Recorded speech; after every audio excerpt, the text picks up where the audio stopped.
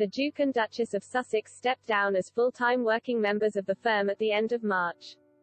They have since laid down the foundation of their new lives in California, signing deals with Netflix and Spotify to become content producers and launching their own non-profit, and already award-winning, organization. However, former police protection officer Ken Worf believes Prince Harry is unlikely to spend the rest of his life stateside.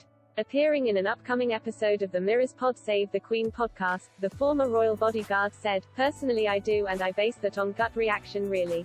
I just cannot see them forever more living in California. It's clear to me that Harry is not quite a fish out of sea. I mean, he is getting involved in charitable work and he has these attachments to Netflix and other companies, but quite where they'll end up we don't know. But I just think his involvement with his military charities, quite how he runs that on the other side of the Atlantic, I don't know. But I just have this feeling that he could well be back in a new role, with or without Meghan, I honestly don't know. But to answer your question, I do think he will be back in some form as part of his father's plan for trimming down the monarchy, because within the next decade that is going to happen." Mr. Worf, who co-authored a new book titled Diana, Remembering the Princess, worked as Prince Harry and Prince William's protection officer between 1986 and 1988. He then became the late Princess of Wales's personal bodyguard, working for Diana until 1993. Prince Harry himself spoke about where he feels at home at the moment in a TV interview he did with U.S. broadcaster Hoda Kotb in April. Speaking from The Hague, where he traveled to attend the Invictus Games, Harry spoke about his meeting behind closed doors with the Queen, which had happened a few days prior at Windsor Castle. He said, "I had tea with her. It was really nice to catch up with her and, you know, home for me now is, you know, for the time being, it's in the States. And it feels that way as well." Prompted to further speak about his feelings for his new home, the Duke added, "We've been welcomed with open arms. And we've got such a great community up in Santa Barbara." Remaining on the subject, Ms. Kotb added, "So you feel like that's home more for you?"